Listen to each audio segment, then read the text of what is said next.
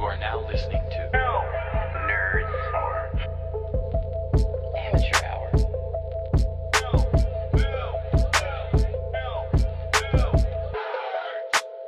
Please, allow me to show you something. Let's get to work.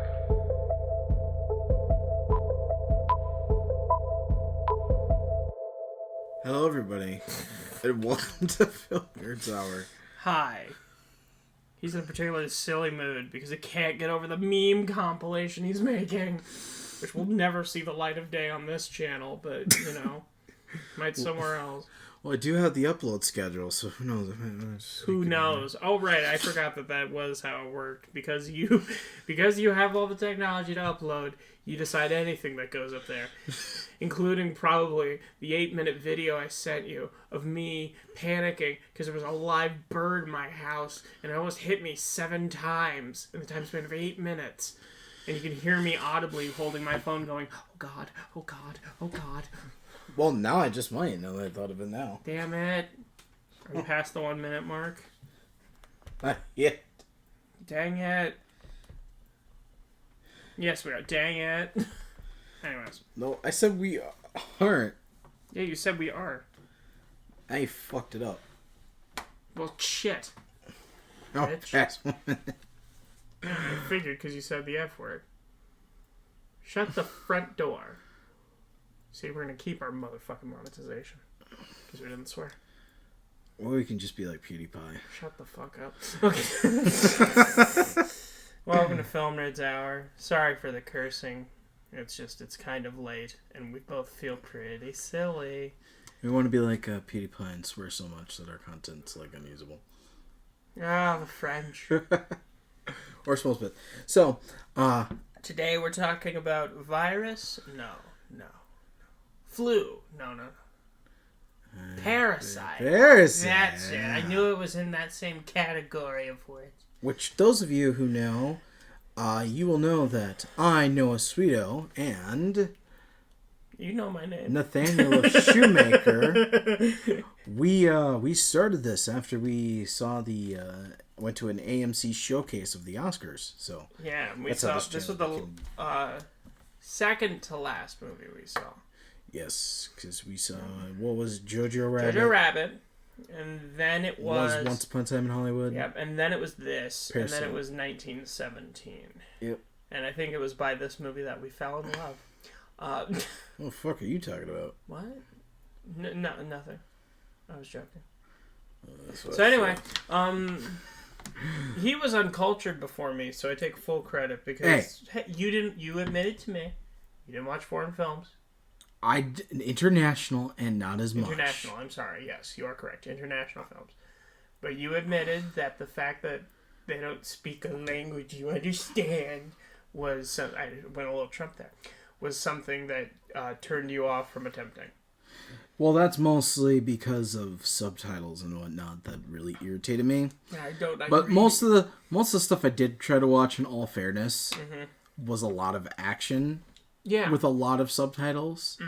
And it was like, I'm trying to read the subtitles while also missing watching the action. Yeah. Or I was watching all the action and then missing all the subtitles. But then I was like, you know what?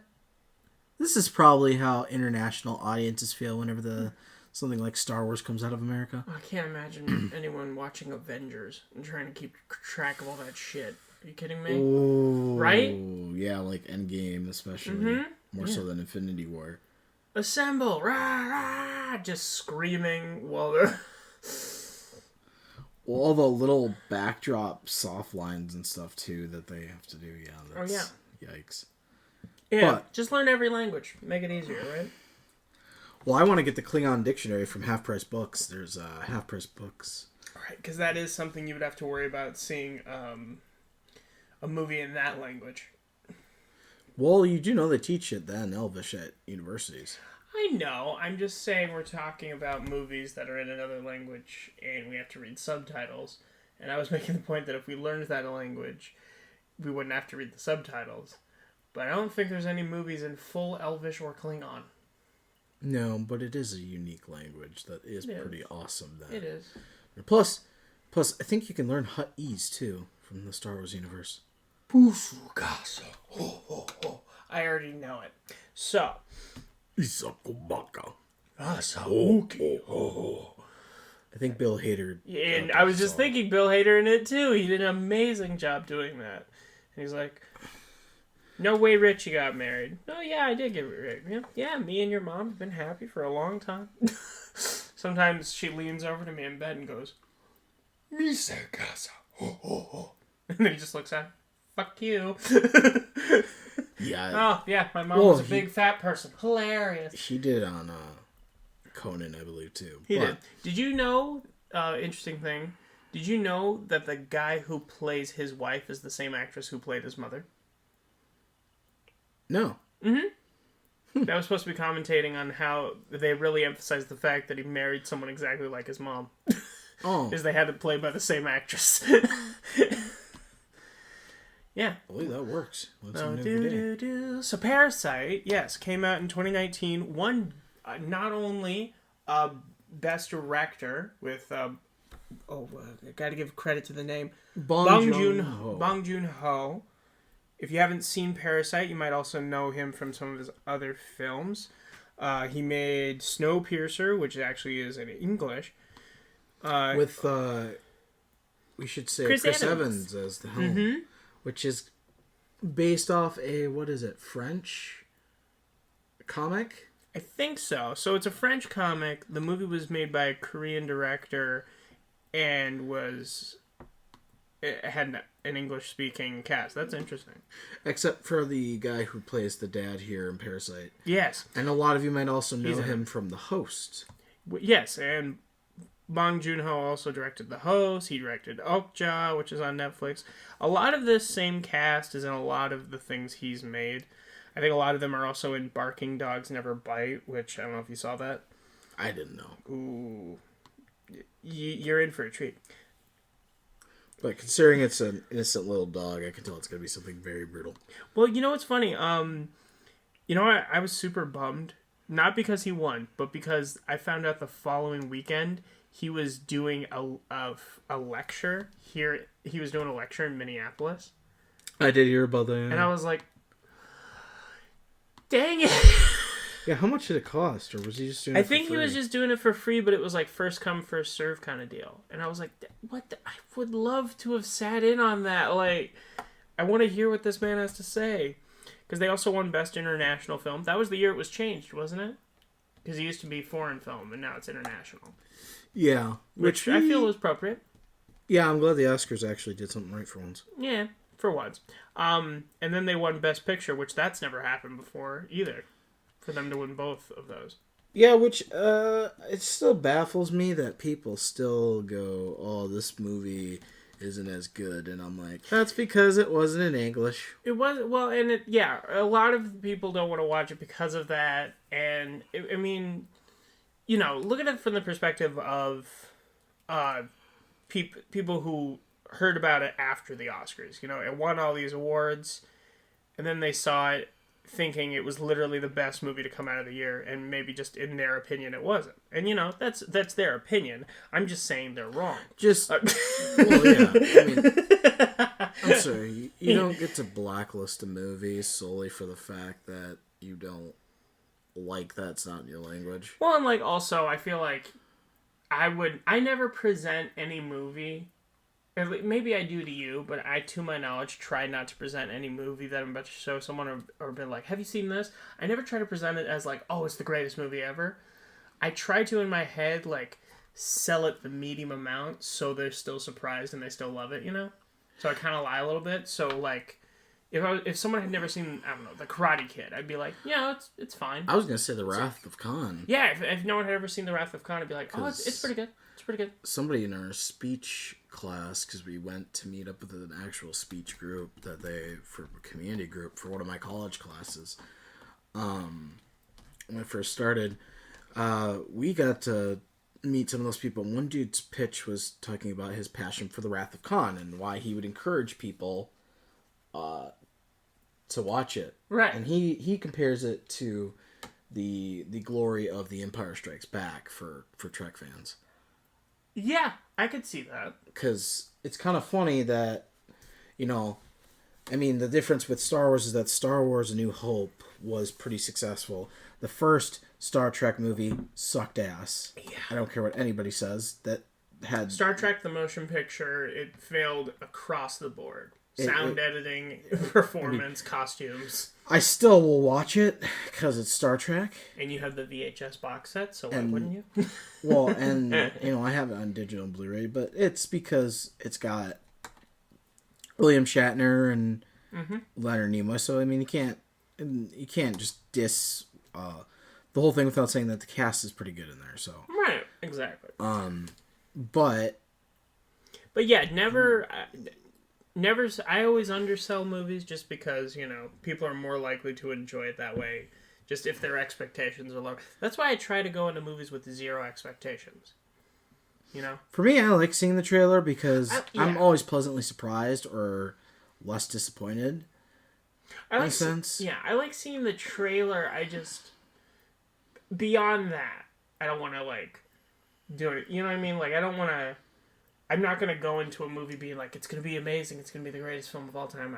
I just go into it with the mindset of, I'm seeing a movie. You know what I mean? Well, a little different just because I like to know what I'm getting into. Because I feel like, that was the thing, I tried watching the trailer and it still perceived it kind of different for the people under the stairs. Oh, yeah, well... And people told me a lot. People told you lies about that movie. People were not telling you the correct thing about what that movie is. They were thinking of some other movie or something, but... Yeah. It's a great movie. I'm upset that now it's tainted for you because it wasn't what you thought it was. I mean, it's still a great movie, but it's still also... Every time I watch it, I'm going to be like, that is not what I expected at all, and it's still disappointing. Oh, okay. Sometimes things aren't what you expected at all, and they're better for that. Yeah, I got my hopes up because it was exactly what I thought. It exactly fits the picture of what I would expect Wes Craven to do. There's so many movies I can think of that weren't what I expected that I love. Train to Busan, this movie, Parasite. Shadow in the Cloud, yeah. Mm-hmm. But yeah, so Parasite, 2019. I did want to say, too, go ahead. The interesting thing with also that Wrath of Khan and Empire Strikes Back, it's kind of interesting that a lot of movies like that, the reason that they, and something that especially that I love about the Wrath of Khan is how much fleshed out character arcs that Khan was. He was such a fleshed out character, and his actor was Richard, I can't remember his last name. It's not Armitage, is it? I don't think so. I know Richard Armitage from something. I just know the name. Because I know we're kind of going a little off here, but I think it's going to be important because you have to lead it in a little bit. Yeah. He was played by, because he passed to, Ricardo Montalban? Or, no. Ricardo Montalban? Yeah. Montalban? He has a very hard to pronounce last name. I know you're talking about that. Yeah. He was a big star back in the day. Yeah, but he did phenomenal at creating Khan. But that's the thing, they've never been able to replicate it. Benedict Cumberbatch... He tried, but... He replicated a form that I absolutely love, but it is not the Khan. Yeah, I think the issue with Cumberbatch is that we didn't know it was Khan until midway through. You know what I mean? Well, and his character wasn't fleshed out. Everybody who saw the trailer knew. Even though because everybody who was on the movie, everybody who was doing press tours, J.J. Abrams included, they all were like, no, it's not Khan. It's a completely original character. And everyone's like, dude, it's Khan. And they're like, no, it's not. Well, when they really have to force it no. and keep talking about it, that's how you know. Exactly. Same with this whole Spider-Man debacle. Yeah. Sorry, guys. You're all in it. Keep trying to play werewolf. It's you. But, that's the thing, Empire did a lot to flesh out its characters and took a huge role in development of characters in such a short amount of time, because 2 hours isn't that long. No. So that's why I really give credits to movie sequels that really can flesh out that more. But Wrath of Khan did it with one character within one movie. And that is something that Parasite was able to do in one movie with all of their characters. So not Yeah. just one, but I cared about everybody in this movie, man. every single character had Well- so much depth. Let's be clear. I didn't care about the rich people, I don't think. I didn't care much about them.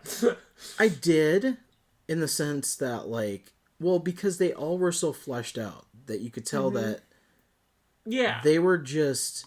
See, it didn't seem like they were just assholes to be assholes, except The for dad. the dad. Well, yeah. But the rest of them, they just didn't know their privilege. Yeah, that's fair. I didn't care about them from the sense of them being victims, in a way. You know what I mean? Because like they're rich, they're fine. Well, yeah. But in any case, before we go into the full spoiler-filled synopsis, unless you had anything else you wanted to add. No. I just want to say Wrath of Khan, I think, is a perfect matchup for like character development, and they achieve that same effect very, very well in this movie. Yeah. For everybody. It's true. We highly recommend this movie, I will say.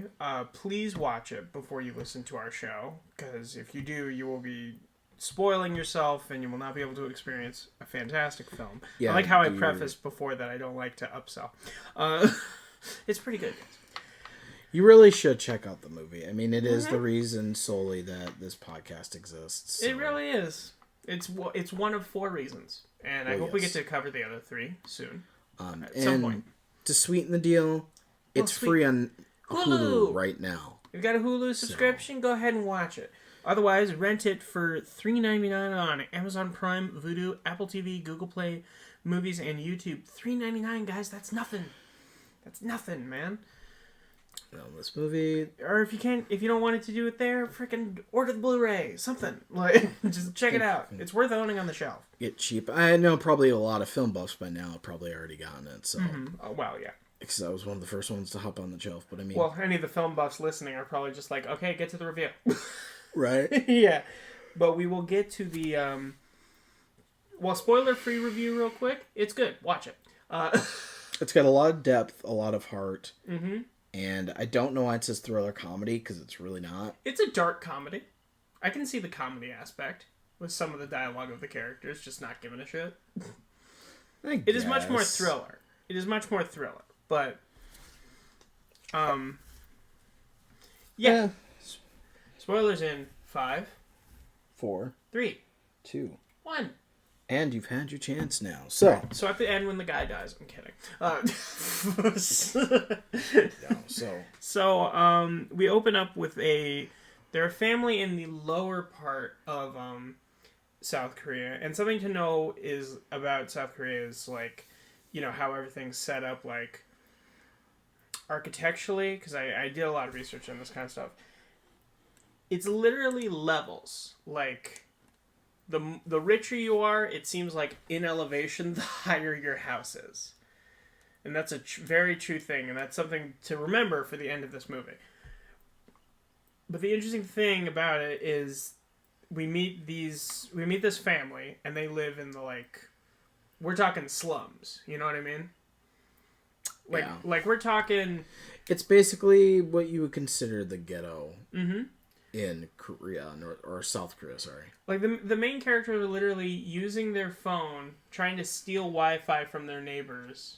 Which, I've been there, unfortunately. Try to steal Wi-Fi from their neighbors to, so they can get a job folding pizza boxes for a pizza company. And it's you very much get the sense that this family, they're just like, they're hustling. They're trying to get by. They're trying to, like, just barely make it. And they barely are. And, like, I don't know, man. It made me care about them immediately. Because I'm just like, oh, I've been in a shitty spot, you know? Like, I get it. You know what I mean? And you have too, it sounds like. Yeah, I've been there, and I've been the type of person who's literally sat up, like, in the corner of a wall. Just so you can have internet. Because the neighbors didn't have a protected thing, so it was like, just to get a second...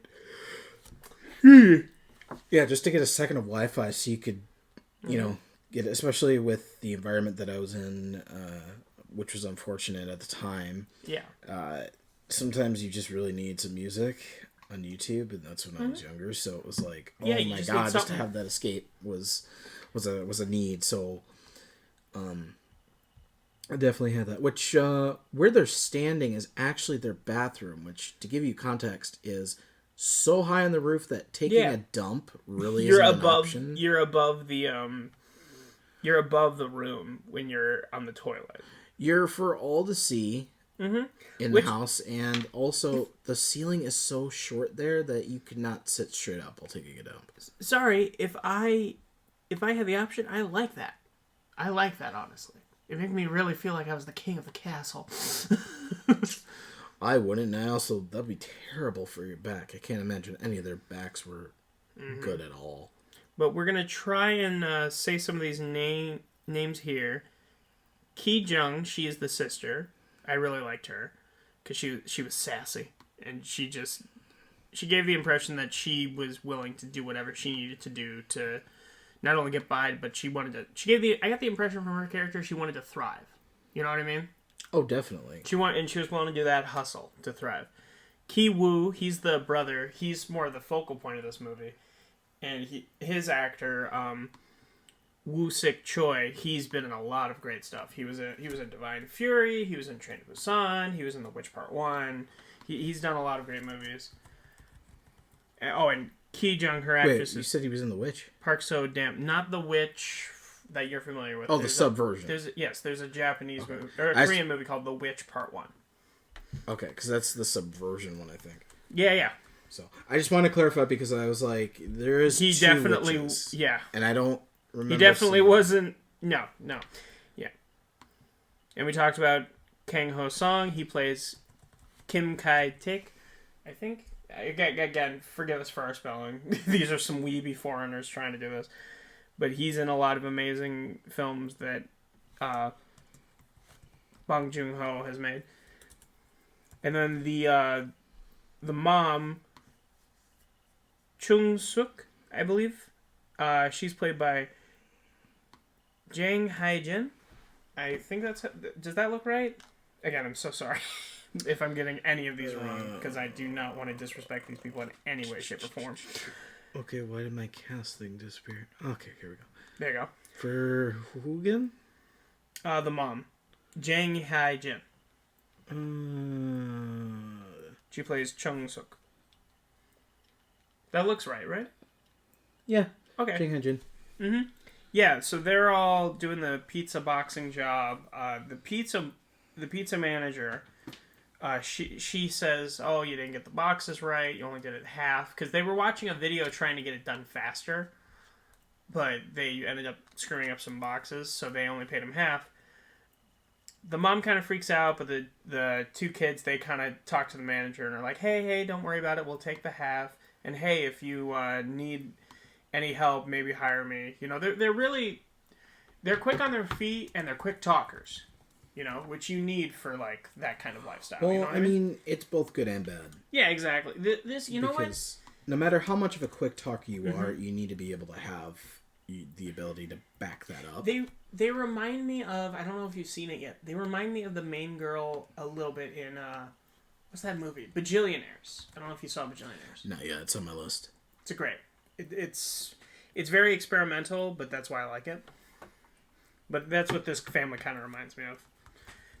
And to really emphasize the whole, like, they are really trying to do anything they can, is the fact that while they're eating dinner, they're eating lunch, this guy comes by and he's spraying, like, asbestos to kill all the bugs. And he's spraying on the street, and they're like, "Oh, close the window." And he goes, No, don't do it. We'll get free extermination.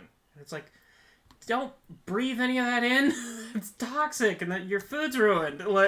Well, I mean, at the same time too. But if cockroaches are in your food, how much? Yeah, of and an infection that you're getting? it is emphasized that during the summer there are some bugs because we see them swat a few. But like, I mean, it's really just inhuman conditions to live in, which is really the unfortunate part of some of the parts that I don't think everybody in America quite gets, even when they're in the privileged end. 'Cause No. you can be lower class, and you could be. Oh. You're lower class in America. Mm-hmm. I'm sorry, your low class is fucking Higher.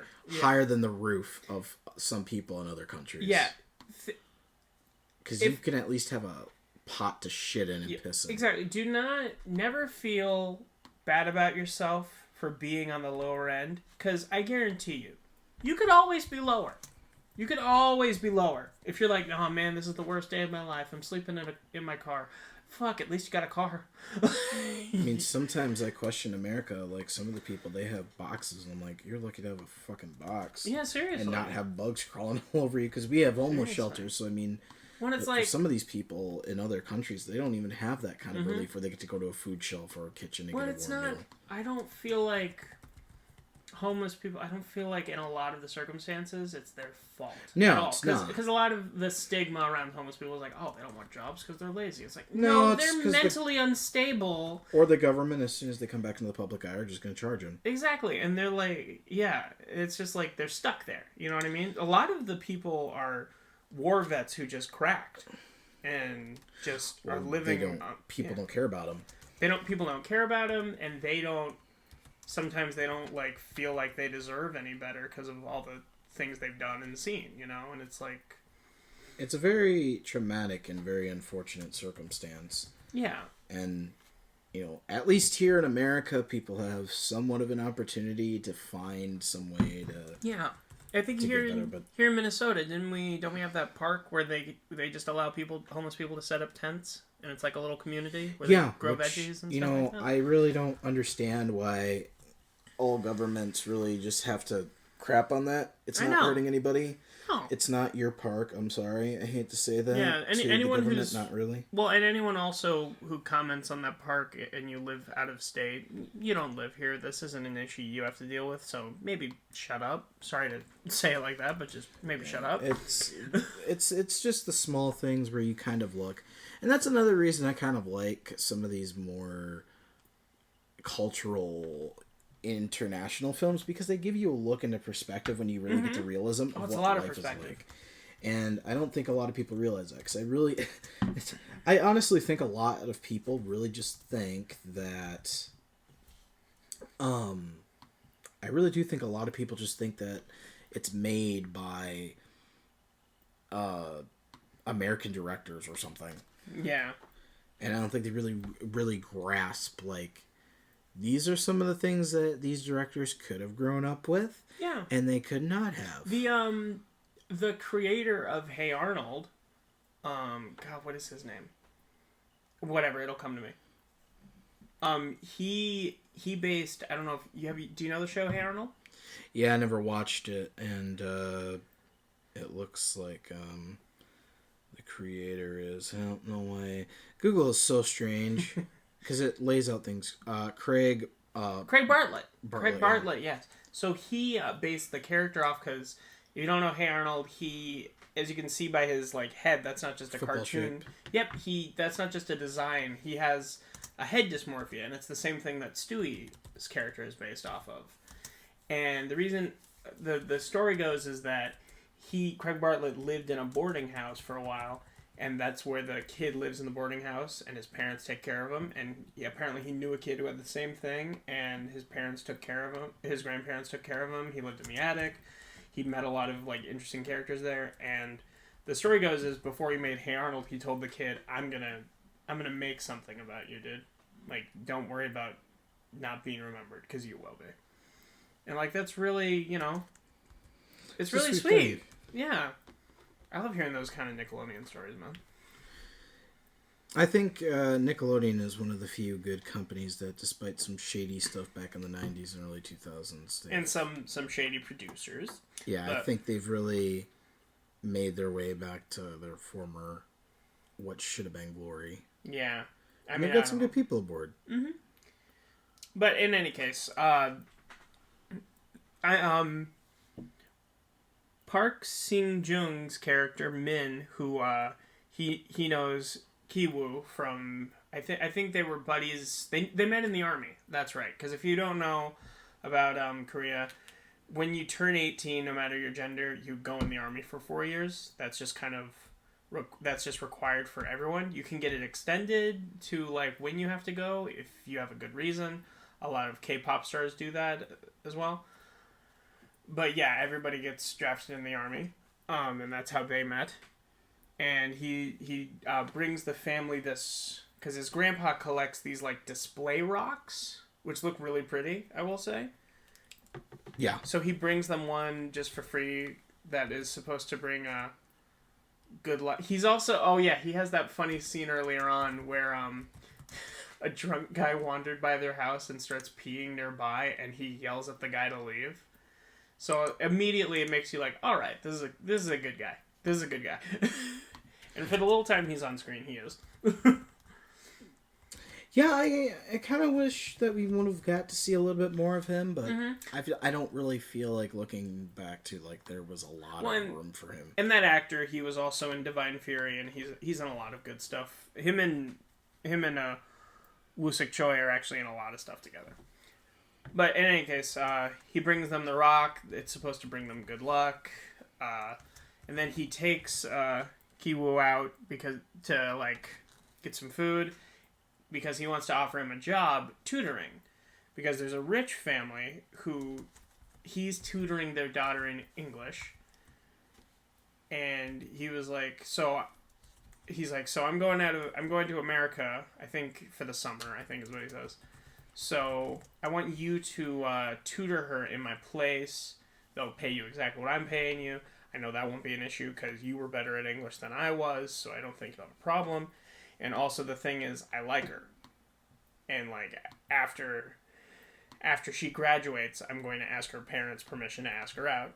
And I know you're a good guy and you won't, unlike some of the friends we went with in the army that I could have asked, I know you won't screw me over and ask her out.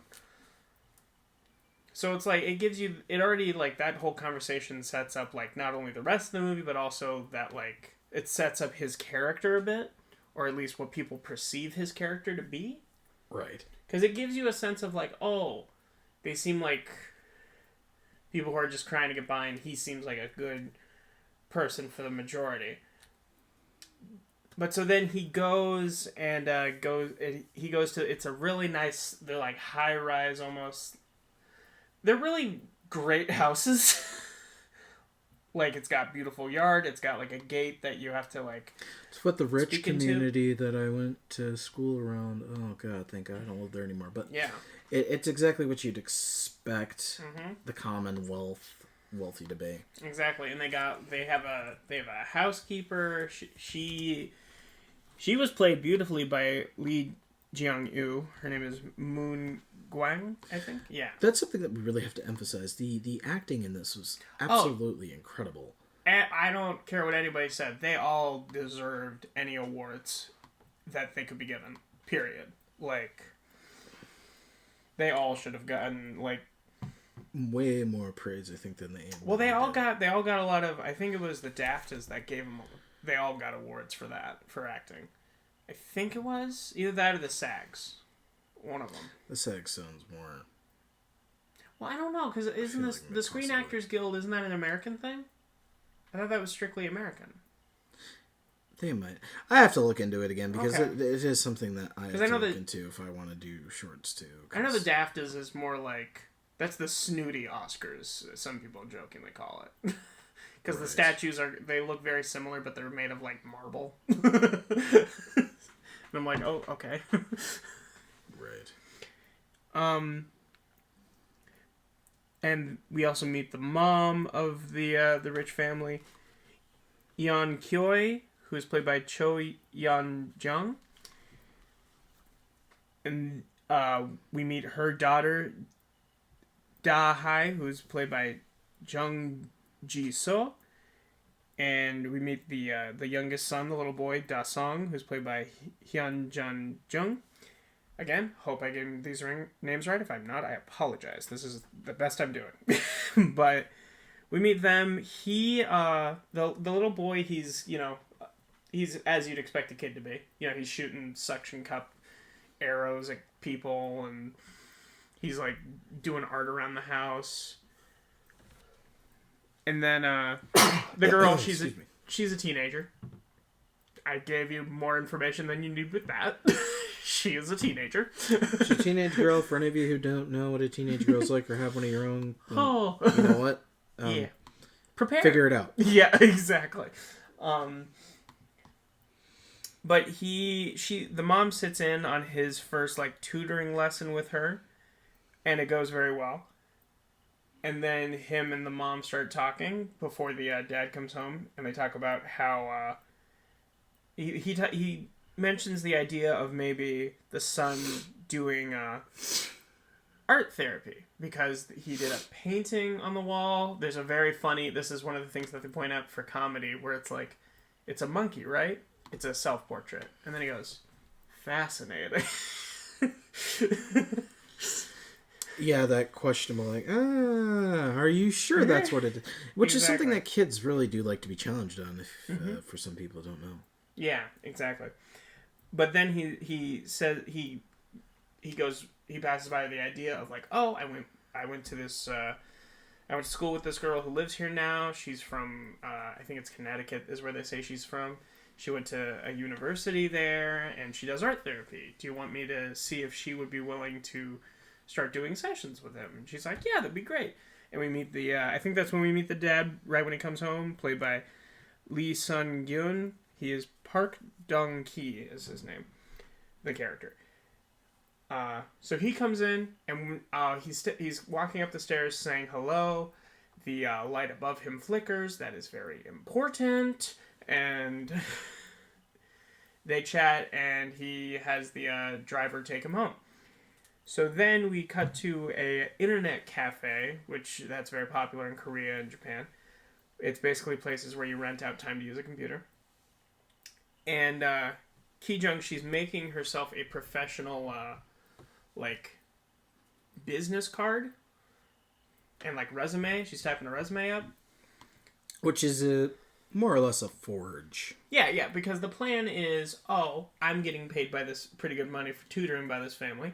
I'm going to get her money to do art therapy for the boy. So they come back with her, they introduce, and they do a little moniker for memory where they open and close their fingers with each syllable. And I loved that touch because it shows that they're not idiots, you know? They're really smart people. They just happen to be in a crappy situation. Your class of financial wealth, which is something that definitely exists here in America, and I hate it. For some reason, people think that your worth is based on a financial a point system. It's a point system, wealth, or paper. No. A piece of paper after you graduate. Some people get in shitty situations. One of my favorite movies. I'm sorry if I cut you off. Did you have more to say? No. Okay. One of my favorite movies that shows where one thing can happen to your life and change your life entirely. Sometimes for the more negative, as far as what you were used to before goes. Did you ever see the movie Jersey Girl? No, I haven't. It's a great movie. Kevin Smith directed. No, but Ben Affleck plays. He's a Wall Street guy. You know the kind of fast talking, I'm making a lot of money. He sleeps with a girl, and I think he sleeps with a girl, and she dies. I think it's been a while since I've seen it, but she had a kid, and she died during birth. So now he is the legal guardian of the kid, and while he's having a meeting, he's also taking care of the kid, and that causes him to be fired. So it's literally a thing of he's a super smart guy, he knows what he's talking about, but he also had to be a dad, and it just made his life go from here to here. I'm doing hand motions on an audio podcast that doesn't work. My hand was higher than it is now. So you had to really paint that picture. And again, it's not, we're saying, it's not because he was dumber or anything. It's just one situation made him lose his job, and when you getting fired kind of decreases the traction of your life, I think, as someone who has been fired before. Well, yeah, because it's a lot of you question a lot of things. And I think mostly too, it also you kind of question, depending on what kind of person you are. Mm-hmm. You really question, depending on who you are. You really question about was it a good environment to work in, or was that kind of a blessing in disguise? It was a blessing for me for sure, because I won't say the corporation, but the reason I'm pretty sure that they fired me was because I told them that same day that I had applied for another job, so I gave my 2 weeks notice. It might have been a coincidence. I will give that possibility in there, but it just seemed way too coincidental. For me, anyway. But it ended up being a good thing that they fired me, because on a day that I would have been working for that job, my new job called and asked if I could do orientation. So, of course, I was free, so I was able to start earlier. And it's a job I actually really like now. So, all works out. There are some good jobs out there. It is sad that some of the best jobs are lower paying, though. Sometimes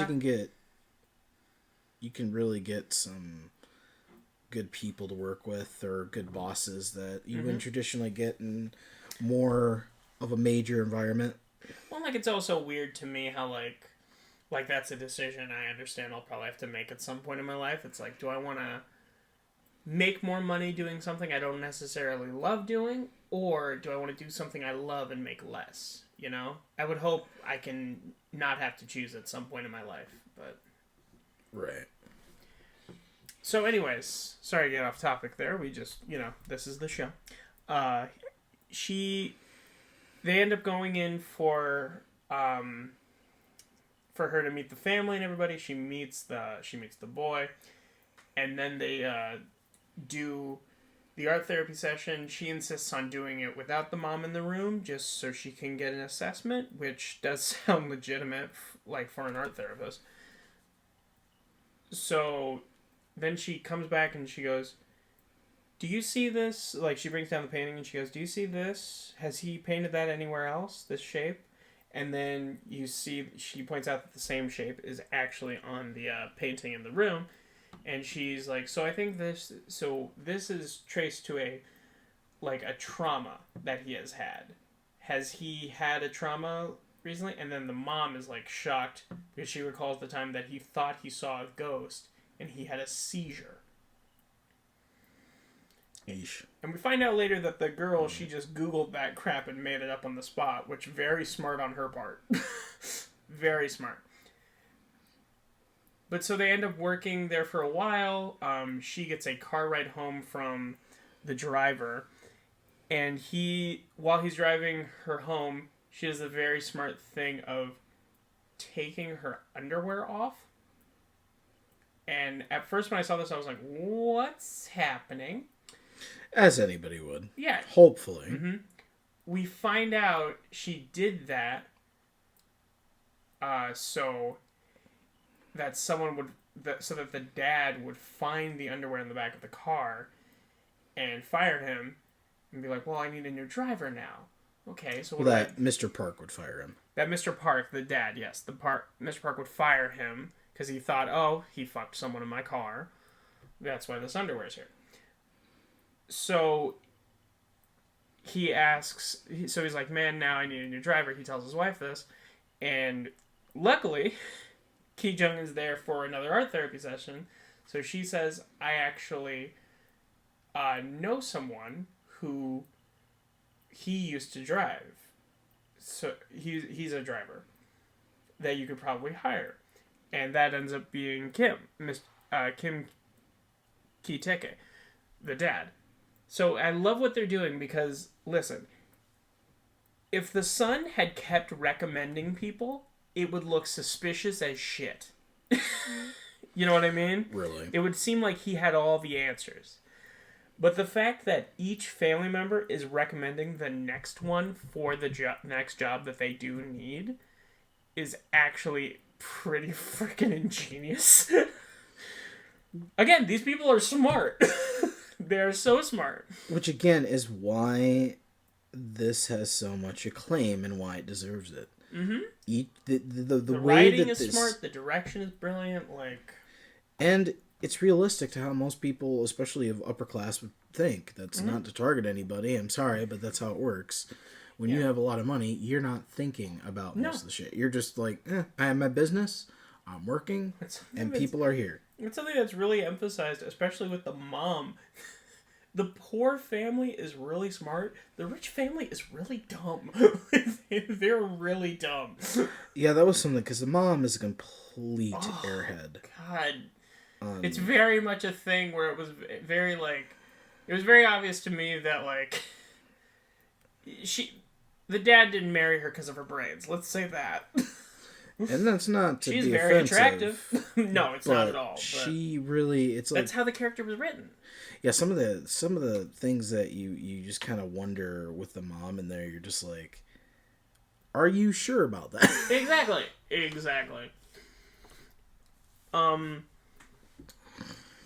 But so the dad goes to like a place where he like, because he did actually used to drive, but he goes, they figure out the car that he would need to drive, and he like figures out where everything is in the car, so it makes it seem like he's done it before. He goes to sorry about that. He goes to the where the dad works for an interview, and he gets the job as the driver. So then the next part of their plan, they find out the housekeeper, who she's been there since, because the original owner of the house who built the house, he was an architect, he had hired her. So she was kind of like, she came with the house, it seemed like, almost. So they find out she's allergic to peaches.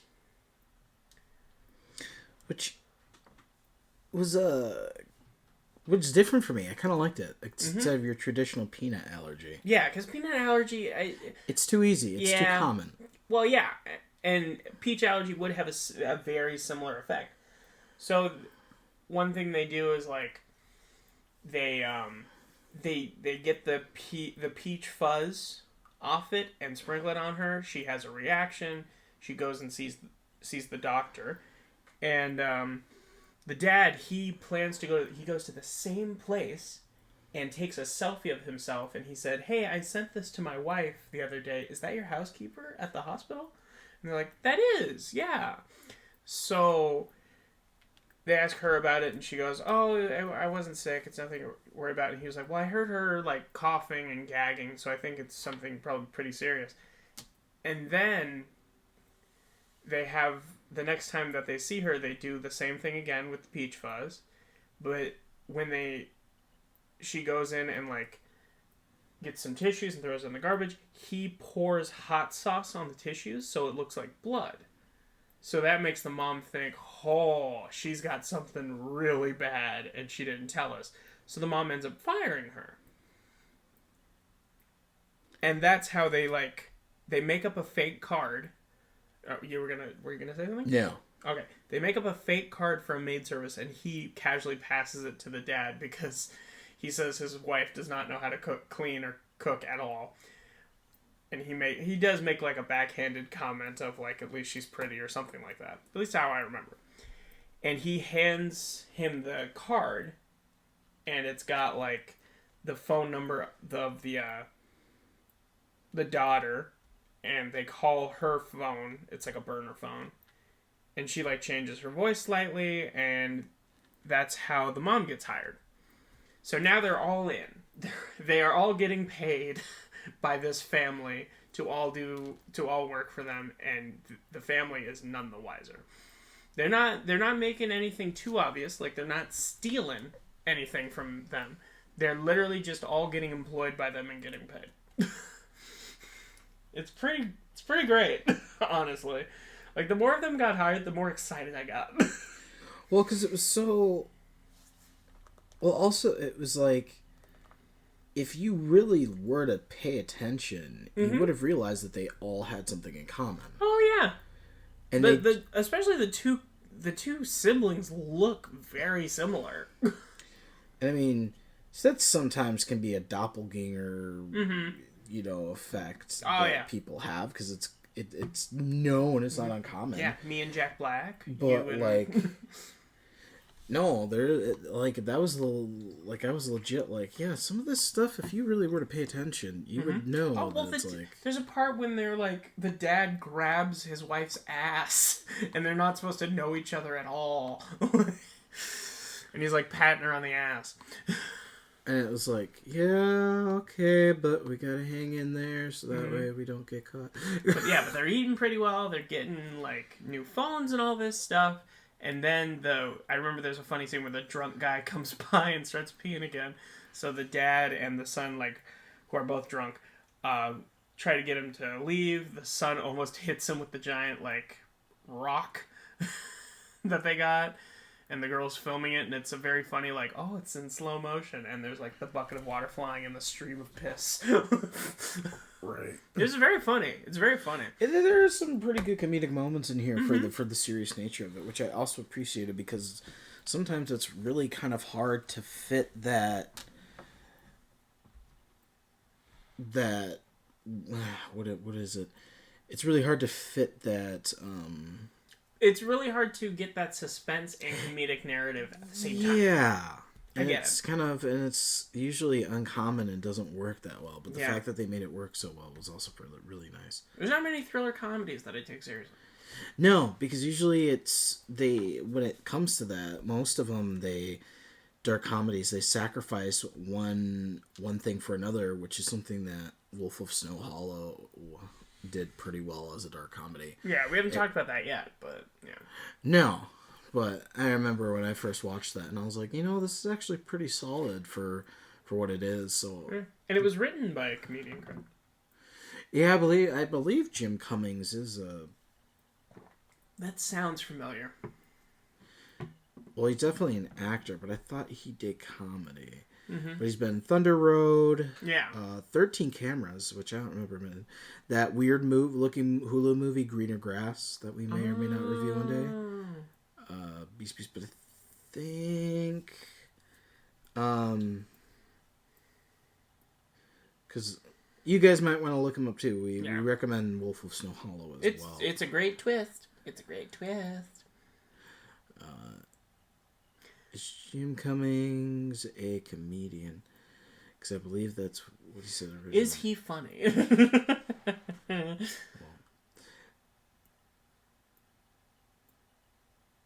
Yeah, I don't know. But anyway, so back to the meat and potatoes.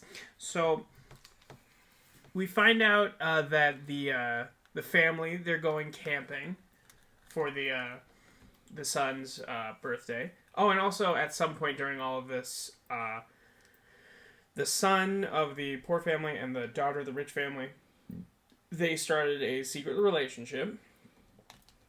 And he tells her that he's just going to ask the parents' permission to ask her out when she graduates.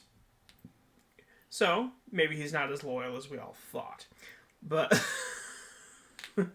Right. Just a touch. I mean, as much of a dick thing as it may seem, it's kind of hard not to expect that from somebody. Sure. I mean, it's not like it's an adult teacher and a student. It's more like a tutor. Yeah, and they're like, the age is close enough, Yeah, because they're 1 or 2 years apart from each other? Something like that. I tried to work out the math, because if he went to the military when he was like 18 for 4 years, which is what we're presuming, and maybe he was back for like half a year or something like that at this point, so maybe he's like 22, 23, and I think she's like about to graduate, so she's either 17 or 18. I don't know. I would, as long as he's waiting until she graduates to do anything more serious, you know what I mean?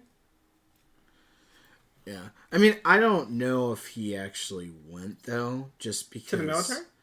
Yeah. He had to. Did they say that he did? Yeah. Okay. I was trying to remember. That's how him and his friend knew each other. That's right. Okay. Well, it's just that their skeezy plan that they've come up with. You get the impression that they might have gotten him out of it, too, because they're smart. That's smart. Well, yeah, because, I mean, their forgery is great. Mm-hmm. I'm surprised, because I think his sister is supposed to be younger than him. But she's still an adult, so I am curious if maybe they got her out of the military early, or maybe she got a late pass to go, because they're they're a poorer family? Maybe? I don't know. I'm curious as to why she's still there. You know what I mean? Right. I mean, I think she probably dodged a bullet just using her skills. Yeah. Maybe she, like, faked the test. Like, fake cheated it to make it seem like she was really dumb. It's possible, but I mean, usually They always find, usually, like, any military will always find something for somebody. Yeah. Typically, unless they really are somewhat incapable of being able to do a task at hand. I don't know. Maybe they're only a year apart, so I don't. Who knows? Where these are all theories and guesses that aren't explained. But they ask the maid to stay for the while they're out of town and take care of the dogs, which means party.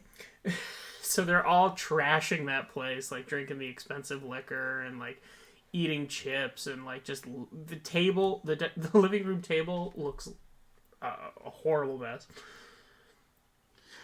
Yeah, which is kind of like, I get you're happy and all, but yeah, can we also remember that this isn't our house? Right, exactly. Well, I mean, the weird thing for me is when he goes up to the girl's room and starts reading her diaries. That one, I'm like, I'm sorry. There's a reason that something is called a diary or a journal. It's because it's private and you have zero rights. The box had a lock on it. Oh, I found a key. No, that's not a solution. That doesn't make everything okay. Yeah, it's more or less like you kind of just have to realize it's there for a reason, so maybe not. Oh, and I forgot to mention this earlier when they were talking about the house. The basement has like a shelf full of jars to make like different teas and stuff like that. And I thought that was really neat. And that's also an important thing. But they end up, they're hanging out, they're partying. They have like some moment where it seems like the dad might hit the mom, but he's obviously just joking around. They throw like a bocce ball over the hedge, and then you hear it hit a car. I thought that was hilarious. Yeah, they weren't the brightest while they were drunk. No one is when they're drunk. I don't know anyone who's a confident drunk. I mean... Except Peter when he plays the piano. There are some people, but... Yeah. Most people, they do weird shit. Yeah, exactly. Like this, for example. But I imagine it was a thing when they all decided to stay there that they were just like, well, we'll just have one more drink. Oh, we'll just have two more. All right, let's trash the house. Right. Well, because they probably like, fuck it, man. Mm-hmm. Might as well. But then the old maid, she comes back. And she's like, oh, I think I left something. Is it okay if I come in and check? I think it's just in the basement. And the mom tells everyone else to hide because she's the only one who's supposed to be there. So she's like, yeah, sure, whatever. So they let her down to the basement, and then they're like, why is she here? I don't know. I'm going to go down and check. And then you see her, like, using her body to try and push the wall away from the shelving, which looks straight up bizarre. Like, I remember seeing this in theaters, and everyone was like, what the heck? So, the mom helps her get it unstuck, and it reveals a secret door that's been there this whole time, I guess. And you see, the shot is beautiful, where it's just the cameraman is just following the mom, like, down the stairs. They're both rushing down the stairs, and she's asking, like, what is this? What's going on? What's happening? And then you see that the original housekeeper, her husband, has been there the whole time, just in that basement. Yeah, which was... Well, not the basement. It's a bomb shelter. Yeah, I was going to say, it's more of a fallout shelter. Which, another thing, too, kudos to the DP who did the... Who did the very tight shots. Because that was beautiful. They were done very well, and it... How you didn't trip. Well, yeah, and I really liked how they got a perspective of all the bomb shelter, not just, like, one particular area or one particular angle. They really got the entirety of it, which made you feel like you were actually in there. Exactly. and you knew it. And that's the same thing with the park house. There's a lot of different angles and a lot of outshots of the house and interior shots. Both of the houses we see in this movie, I think I could walk both of them blindfolded. Like, we know where everything is. Yeah, which may not seem important to a lot of people, and I think a lot of people miss it, but I think it's very important. In order to really... Yeah, go ahead. Well, in order to really immerse yourself into a world and into a movie, especially when it's a thriller and you're supposed to be getting, like, comfortable but uncomfortable... You really need to establish it. Like when you're playing a video game, like the whole fact that, like, you know, when you play Grand Theft Auto 5, for instance, the fact that you could really get to walk into Michael, Trevor's, and Franklin's house. They all have a different feel to them. Like eventually Franklin has a really, really big house. Yeah. So you kind of get a feel for that of your, like, living the rich life. And then when you see Michael literally go from his mansion to living with Trevor for a time in a rundown like hellhole shit it's of a single trailer. Wide. Yeah. So I mean, you really get. It makes you care. Yeah, it makes you care. Well, and it also makes you understand. And I think to really feel for anything, you need to know your environment, which is something that Bong Joon-ho is really good at. Yeah, he makes everything if you guys have seen Snowpiercer, he did a very great job also establishing the way he moved different shots on the different sides of the train. Like when they're in the cargo hold area for the peasants. The Snowpiercer movie, not the show. Yes. He did a very good job at really showing just how tight they were, how everything was dead center in the middle. So that's something he did with Parasite, and I'm sorry, but it's just so amazing that it really felt like you could walk that house if you went there. Yeah. It felt like watching Shameless with the Gallagher house. It felt like you were there for how many years. Exactly. So, we find out the reason that the old housekeeper, her husband, played by Park Myung-hoon, her husband's name is Jun-si. The reason he is there is because he has a lot of gambling debts, and there are people who, if they saw him, they would kill him. So he's been living in this fallout shelter, and she's been sneaking him food because they never notice that their food is gone because they're rich. And I think he's been living there for 5 years, something like that. It's a long time. It's like between 5 and 10 years. But it ends up being, he's been living there, and she brings him some food, and then she starts begging the new housekeeper. She's like, don't say anything. If you want, I can bring you money, and you can keep feeding him, or I can, like, bring him food, or whatever needs to work. Just please help my husband. Like, they're both begging her, and she's filming them because she's gonna, like, no, screw you, I'm gonna text the owners of the house, and they're gonna come in, and they're gonna take both of you. She's very like, no, this is not cool. And it almost works until the rest of the family, who were being nosy and watching from the stairs, they trip and fall on top of each other, and she, like, moves the camera phone and gets them all in the shot. And then the old housekeeper, she puts it together that they're all a family. So then her and the husband rush her, get the phone away, and they're like, we will send this to her if you don't stop right now. So then they get them all tied up together. Or no, not tied up together. They get them all there. They bring them all up to the living room, and they're holding the phone. It's kind of like a weird, like, oh, don't move, or we'll do this, blah, blah, blah. And they're all sitting in the corner.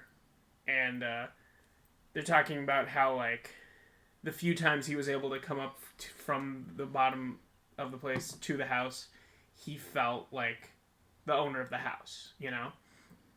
So it seems like he sympathizes with our main characters. And again, this is what we were pointing out before of, like, oh, if you think you're at the bottom, you're not. This guy definitely has a worse life. Like, he was about to die from starvation. Yeah, kid's pretty fucked. But then I can't remember. Something happens. Like they get to. Oh yeah, they're staring out the window and reminiscing, and then the whole other family just tackles them, and they end up getting the phone away from them, and like. Oh yeah, they're all wrestling for it, and the daughter gets the smart idea because there's peaches in the fridge to frickin' rub peaches all over the lady's face. Yeah, which I think we said, but there's some really, really dark, whether you find it dark or a little bit of comedy. Yeah. But it's all portrayed in such a way that it's more of a what the fuck type of thing. But then they're like, I can't remember how it happens, but they're like bringing them down back to the basement, and I think she trips or gets kicked or something. She gets kicked. Oh, that's right. Yeah, you're right. Cause the mom. Cause the parents are the family's coming back, cause they got rained out, so they're just gonna stay. And she's like, "Oh, can you make this this food for me?" And they bring both of them down to the basement. And she's cooking the food. Because they're getting back early because they got rained out. Yeah, that's what I said. I said that. Did we? Okay. Mm-hmm. I did. Sorry. They got rained out for camping, so they're just going to come back and go next weekend. So they're cleaning up the house. She's cooking the food really fast. And then as she's bringing them the food, they're in the living room, and as she's bringing them the food, she sees the woman who's coming up from down there. She's like yelling, "Oh, miss, miss, miss." And she just, callous as fuck, just back kicks her. And then she falls down the concrete stairs. Yeah, which, as you guys can imagine... No, that's right. She kicks her down to the basement, and she falls down those basement stairs. She's dizzy, and then falls down the... No, I'm mixing things up. She falls down the basement stairs and breaks her neck. And then the kids see her and drag her down to the other stairs. Yeah. Because they had duct taped both her and her husband, but she got out. Yep.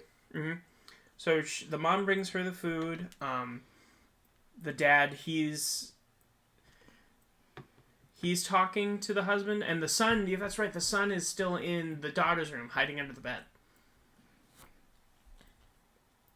Yeah. Yeah, and then the daughter, she's hiding under the couch. I think she's hiding under the couch, the son's under the bed. The dad's in the basement. And the moms just can be around because they don't know. But he talks about how, like, the guy who's living in the fallout shelter, he tells them the reason the light flickers is because there's a switch down here, and he has been hitting the button because he learned Morse code while he was down there. And he's been, like, thanking the guy who owns the house for his hospitality. Which is very strange, because to the guy, he just thinks, oh, it's flickering. Which you learn why. Yeah. Mm-hmm. What that is. Yeah. Yeah, the reason it's flickering is because the guy's giving Morse code. No. I mean, you learn why he's thanking him. Yeah, because he's letting him stay in the house. As he sees it, he's a guest. Yeah, well, he's lost his mind. Yeah, oh yeah, he's insane. He is completely insane. But then the dad goes up the stairs, and he ends up having to hide behind the couch again from them. The son, he sets up a tent out in the backyard while it's raining, and he's talking to his dad through the walkie-talkie, so the dad and the mom are just watching him. Then they start having sex on the couch. I say that because I think you were very aware, because we were sitting next to each other in the theater, I think you were very aware of me going, I'm uncomfortable. There's a lot of people in this theater and people are having sex. We're all watching it. Look. I didn't have as much of a problem with it until the way they started their dirty talk. Oh, yeah. Quote, and then I was like, oh, God. Yeah, they were talking about the girl who was in the car, and then, like, we don't see anything, but we see his hand go down her pants, and I'm like, make it stop. Yeah, I was like, oh. My Christian boy eyes are burning. Like, I watched this movie with my parents, and I timed it out perfectly. Like, we were watching it, and I was like, I think I'm going to get up and get something to drink. And they're like, you want us to pause it? No, keep watching. And then I waited, and I came back in, and I'm like, so what did I miss? And my mom was like, you know what you missed. I'm like, yeah, I do. Hey, at least you spared. It spared us both some therapy. But then they fall asleep on the couch, and the son, he had told their daughter that he was there, so she texts them that they can leave now, or he can leave. She only knows that he's there. So they all get out. Except, oh no, wait, doesn't the mom stay? Because she, like, half lives there now? Because I seem to remember only the siblings and the dad. She lives there part-time. Yeah. So she's stays. a half-time caretaker, which is what the other woman was basically doing. Mm-hmm. The other woman who is, yes, now dead, and her dead body is next to her husband who's tied up with duct tape. But they end up, like, they're running back, it's pouring down rain, and they find out their house is getting flooded. So, like, they're trying to save some stuff. Their toilet is overflowing, so the daughter sits on the toilet to try and keep it from overflowing. A lot of memes were made from that. And the son gets, like, electrocuted, but he's fine. They end up staying in a gym at, like, where a lot of people are staying. Well, they try to grab some important things. They grabbed the rock. Something we brought. Yeah, we need to very much address. That was, I think that. What else did they grab though? I think they grabbed like their phones, but besides the rock, pretty much everything was useless. Yeah, which was something else, that was very, very, very unfortunate. Mm-hmm. Because it was like, yeah, you kind of just wake up and all your shit's gone. Yep. But they ended up going through, because the lady calls them and is like, oh, hey, we're going to have a birthday party, an impromptu birthday party. They ask the mom, can you set up the tables like a swan? And I'm like, freaking, oh my god. And then they're like, oh, hey, can you come over? And can you come over? Can you drive and get us some groceries? All this stuff. We forgot to mention something else very important. Very sorry. Earlier in the film, the dad was not smelling the best, and he passed it off as something else, but the rich father, he, like, scrunched his nose from the smell. Right, which... He was saying that it was, like, the smell of poor people or something like that. Yeah, which is obviously, like, bro, really? Yeah. Mm-hmm. He's a douche. Which there's that privilege aspect coming in real hard, which I really like how they address, because I don't think people understand just how much it do be like that. Mm-hmm. The way it was. Yeah. But they end up, like, having the fun party.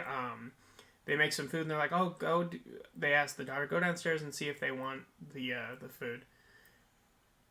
And then she brings it down to them, and then the son, he goes down with because he's going to give them, as a gift, he's going to give them the rock. Because it brought them good fortune, he thinks it'll bring them good fortune too, because he feels bad, He is one of the few characters in this movie that recognizes that they are in a shittier spot than we are. And, the only reason they didn't screw us over like we are screwing them over is because there's more of us. You know what I mean? Exactly. But, so he's going to give him the rock, and he doesn't see the guy there anymore. So he's like, what the fuck? And then we as an audience see, like, it looks like a dog catcher, like, rope thing. Just kind of above his head. And then it goes down over his head and pulls. And he gets dragged by the guy who's gotten out. And, like, gets his head hit on a pipe. And then he, like... It's a lot of stuff. He, like, hits him back, and then he runs up the stairs to try and get away. The guy chases him and hits him in the head with the rock. And we think he's dead, because he's straight up bleeding out of his head and was hit in the head with a rock. Well, typically that's what happens. Yeah. I mean, we just figured. For the most part. We just figured, yeah. So then their thing is like, oh, we're doing a Native American theme for the party. we're gonna have the dad and the driver, which is the other dad. We're gonna have them run out and attack the daughter, the art therapist, as they see her, because the son has they realize the son has a bit of a crush on her. So they're like, oh, he'll come in and save her, and that'll be a cute thing. So as they're about to do that, the guy comes up covered in blood, stabs somebody, and then stabs the daughter in the chest. Yeah, it got very gruesome very fast. It was very dark. Because he just has this... That actor, I give full props to him, he has this look on his face that will haunt me until the day I die. It's of pure insanity. Because we found out that he's the reason the kid had the seizure. Because what he thought was a ghost was actually him sneaking up to get food. But he had the most haunting face. Mm-hmm. So when he sees him again, the kid has a seizure again. So the mom, she's trying to fight off the crazy guy. And the dad is like helping the daughter with the blood and like trying to stop it. But then he's like, stop helping her. My son, he's having a seizure. Help. Get the car and drive me. And he's like, I can't stop the blood. And he's like, he's like, toss me the keys. And he like tosses it to him. And then the crazy guy gets stabbed by a kebab. The mom stabs him with a kebab. Did we mention why he was sitting down there? Because I think we breezed over that too. No, he didn't. He was sitting down there because he had gambling debts and he was hiding in the... Yeah, but did we say it was caused by? Hmm? Did we say it was caused by? He was caused by? What do you mean? Well, because the father caused his gambling debts too, because No, I didn't think so. He did. What ended up happening was they ran a scam. Yeah, the poor dad ran a scam. I must have missed that, because I don't remember that at all. He pulled a scam, and that's why the dad felt so guilty, because... Well, that's why the son felt guilty, you mean? No, the dad felt a little bit of guilt, too, when he realized it. Mm. Because he pulled a scam that fell through. Oh. Because the husband that was living in the bomb shelter, he was going to open a business to pay back those gambling debts. And when the scam fell through, it fucked over his business. They lost everything. So that's why couldn't afford anything. I didn't... Oh. Yes. You're going to rewatch that, because I do not remember that at all. Yep. That must have been a thing that they didn't really focus on. They mentioned it. Well, they mentioned it, but it wasn't... Yeah. It wasn't shown in like a flashback or something. No, it was just said because they were kind of talking in the beginning about some of the scams that they ran. Oh, okay. And then the dad had the realization of, oh shit, that was one of the things I did. I don't remember. Okay. Wow, cool. Didn't even... Okay. So, yeah, but the guy, he gets stabbed by the mom and killed. And then the rich dad sees him and rubs his nose again. And that's when the main dad of the poor family, he snaps, takes the guy's knife, and stabs the rich dad. And the mom passes out. I think an ambulance comes, so the kid doesn't die. But then he runs away, and the authorities can't find him. We find out that after getting stabbed in the chest, the daughter did die. Because we see later her... Because in Korea, they do a different thing with... Because here we have like cemeteries. That's what we have here. But in Korea, they have like... They just put a picture of them and their ashes and maybe some effects that were personal to them. They put it in a little cubby thing that's almost like a locker. Which does seem a lot more efficient. I will say, spatially. Yeah. Yeah. Well, we find out that because they're both mourning there. And we find out the son, now he has a thing with his head where he has his emotions get crisscrossed. So, like, when he's supposed to be sad, he's, like, laughing. Yeah, he got severe brain damage from that. Yeah. But then we find out that the dad actually, when everyone else was, like, left the house, he snuck back in and then snuck into the basement and, like, closed it behind him. So he's there now, and the son figures that out and sees in Morse code the light, and he translates it to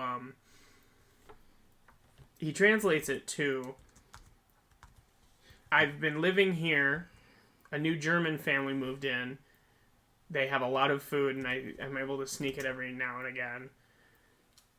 I'm doing okay. And then the son writes another message to him, which is, I'm going to get a good job, and I'm going to buy this house. And you'll know when you should come out, you know? And we see like the future of it, where he puts the rock in the water, and then we see the dad come out and they all hug. And then it cuts back to present day, and he's like, I'll try to do it. And then that's how the movie ends. Now, initially, because I remember you said to me directly after we finished the movie of like, oh, he served his time, you know? He had his punishment. But here's the thing. It's very much implied that is a possible future, and I don't think it happened. Because how'd they get the rock back? You know what I mean? Because it was hit over the guy's head, right? He was taken to the hospital. There were police there. That rock that had blood on it was probably taken into evidence. So unless he had somebody make an exact copy of the rock... I mean, depending, sometimes they will give evidence back. Oh, yeah. Well, they didn't... They also probably didn't know that it was theirs. Possibly. Because it is found out that they were all lying. So they don't face any fines, I don't think. Or they get some fines, but they don't face any prison time. Because they figure, oh, you lost your sister and you have horrible brain damage. I think you have suffered enough. Yeah, which is kind of surprising, because I feel like that'd be almost different here in America. Oh, it'd be very different, But yeah, no, that's why I personally said the dad, either way. He served his punishment. I'm sorry. What is and I'm not saying this out of, like, to upset anybody, but if you really think about it, what is a freaking life on the run? Mm-hmm. What are you really living? Exactly. Well, some people need to seek justice. For all you know, they're on a bunker somewhere, living in fear that they're going to get caught. Is that really living anymore? Yeah, and one thing I will say, because apparently the rich in Korea having those bomb shelters, because, you know, the Korean War and all that, that is very common. So that was apparently a twist that people who know that about the country and are from, they weren't surprised. Like, I heard a lot of people in theaters when the movie started was like, oh, that's a rich house. They probably have a shelter. Yeah, probably. I mean... They didn't expect someone to be living there, but they knew that it probably had one. Yeah, I mean, that's a sad, unfortunate truth. Yeah. But, I mean, for us, it was a huge surprise. That's why I loved it. But that's Parasite. Really amazing movie. It was very well done, and it, like we say for most things, and you just got to get used to it. It is one of those movies that you really do need to watch for yourself. Despite you having to read, just push yourself and watch these amazing films that we're talking about all this month. For those of you who read books... Just think of it like that. Honestly, can you really sit through a Stephen King movie after you've read the book if you really like his books? Oh my god, he has so much unnecessary detail in his books. It makes me want to throw myself on a wall. Yeah, like literally from a Buick 8 talking about how the sky was something in it. Yeah, or I think God, what book is it where he's talking about breakfast and he's describing how an egg looks for 4 pages, I think. Like, was it Misery or something? No, I think it was a part in it in a diner or something. Maybe Cujo, something. But I just remember reading it's a picture, but if you're going to read Stephen King or you're going to read anything that has to do with epic fantasy, you can make it through reading some subtitles. Yeah, it's fun. And if you have to read the movie a second time to like get all the action and the words, great, you get to watch it again. Let me also inform you, when you watch Star Wars and they talk in another language or Star Trek, you are having to read other dialogue, so... If it's put there. Yeah, so I mean, you kind of don't have an excuse. Just tell them to get off their high horse and that we're ending the show. So anyway, yeah. Do yourself a favor. Check it out. Watch yourself a good movie. And hopefully you have by the time you've gotten here. But, yeah, we're doing international films all this month. We tried to schedule it so it's different regions of the world, I would say, for each of the episodes we have for this month. So next one, we are doing a little film from Japan called First Love. I have never seen it. You have seen a bit of it? Yeah, a while ago. I watched like the first 10 minutes. So. Okay, and you liked what you saw? Yeah. It looks like a dark romance comedy, so I'm like, I'm in. It is. So. All right, well, yeah, tune in next week. Thank you all for listening on Spotify or YouTube or wherever you are. And thank you for the lovely... Hope we have a good July month, I guess. That was... I don't know why getting that out was so hard. Whatever. He's Noah Sweeta. And he's Nathaniel Shoemaker. This has been Film Nerds Hour. So long, everyone. Bye-bye.